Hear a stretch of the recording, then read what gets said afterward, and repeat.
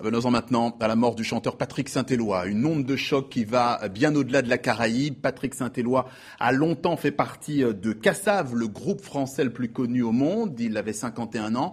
Il était très apprécié, en Afrique notamment. Et Claudie Siard est avec nous pour parler de cet artiste. Bonjour Claudie. Bonjour Patrice. Alors, plusieurs casquettes, on le sait, patron de radio, chanteur. Mais on va d'abord évidemment parler de Patrick Saint-Éloi et on va voir une de ses dernières prestations. C'était au festival Terre de Blues de Marie-Galante. Regardez.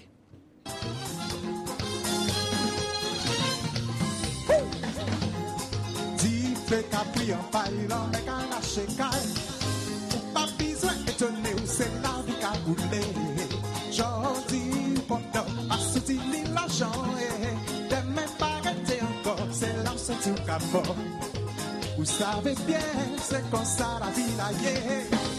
Tout fait semblant chercher, oublier que j'ai trouvé. Tant pis pour ça qui pour vivre la puissance. C'est nous-mêmes, cabal la vie là. Alors Claudie Siard, ce qui frappe chez Patrick Saint-Éloi, c'est le sentiment que c'était finalement quelqu'un d'une immense sensibilité. Immense sensibilité, artiste généreux, homme simple, avec cette humilité qu'ont peu d'artistes. On dit souvent, lorsque quelqu'un disparaît, lorsqu'une personnalité disparaît, on a coutume de dire, de trouver tous les mots, de faire l'éloge de cette personne. Il était ceci, il était cela. Parfois, ce sont des convenances. Mais en ce qui concerne Patrick Saint-Éloi, c'était une véritable réalité. Cet homme-là, il faut bien comprendre qui était Patrick Saint-Éloi. Il a grandi, il s'est accompli musicalement parlant au sein d'un groupe dont chaque membre a permis d'inventer une musique. Ce groupe-là a créé une musique que l'on appelle le zouk, qui aujourd'hui est une musique internationale, très clairement. Ces gens-là sont des mythes vivants, si je puis dire. Et ce sont des gens on vit leur histoire, leur aventure musicale, comme étant quelque chose qui appartient au monde du sacré. Kassav va affirmer l'identité de tout un peuple, ce peuple antillais. J'ai le souvenir d'être au Zénith de Paris, le premier concert de Kassav au Zénith de Paris, premier groupe à jouer, à ouvrir même le Zénith de Paris, à l'inauguration de cette salle parisienne, et de pleurer.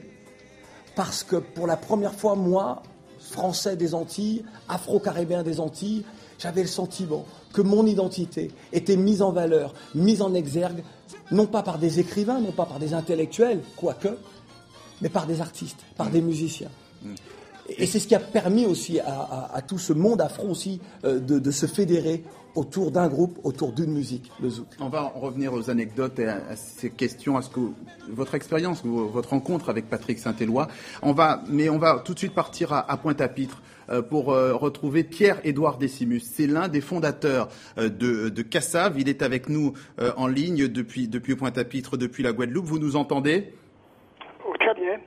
Alors Pierre-Édouard, j'imagine déjà que vous êtes immensément triste. Vous confirmez que Patrick Saint-Éloi avait cet impact sur les gens?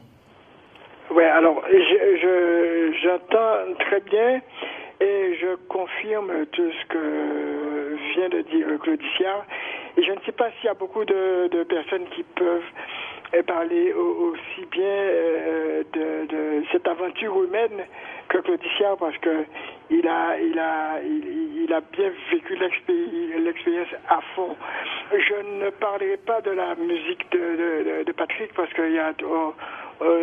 l'impact est tellement fort que tout le monde connaît sa musique. Je voudrais simplement faire un témoignage.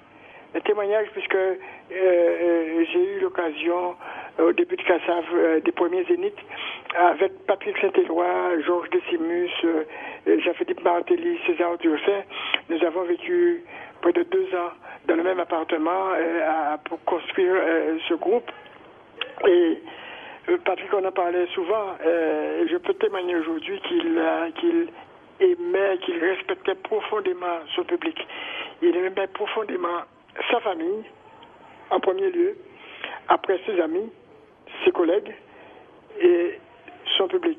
Il avait un immense respect, et on disait souvent que l'amour n'est qu'une forme sanctifiée du respect qu'il a pour son public.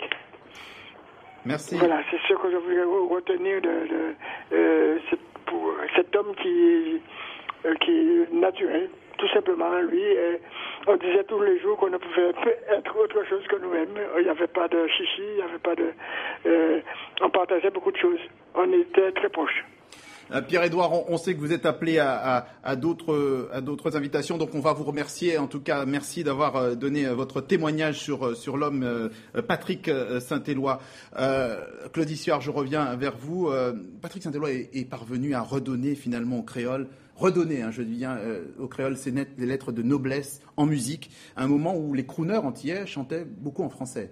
Alors, Patrick Saint-Éloi était un militant. Le mot parfois est galvaudé, pas en ce qui concerne Patrick. Et c'était véritablement pour lui important de porter ce créole et de chanter son zouk en créole et uniquement en créole, même si de temps en temps il pouvait avoir quelques mots espagnols dans certaines chansons, surtout dans les dernières chansons de ses albums solo, qui pouvaient comme ça passer.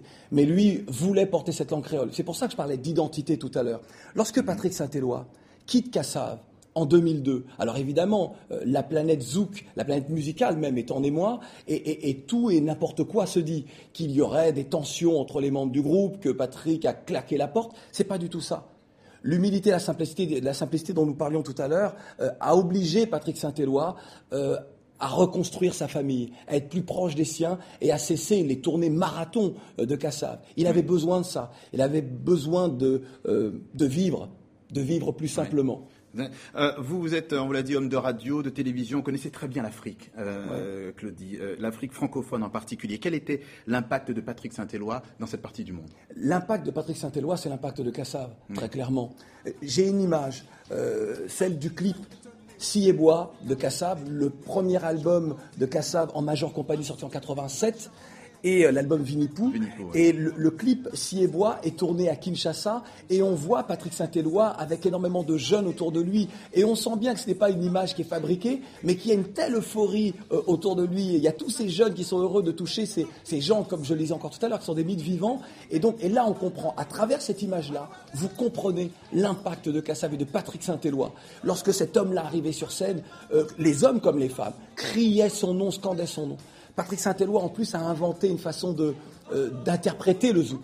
Et oui, ils sont à l'origine du zouk. Oui. Cette façon de chanter le zouk love, c'est Patrick Saint-Éloi que l'on retrouve encore. Un style d'interprétation que l'on retrouve.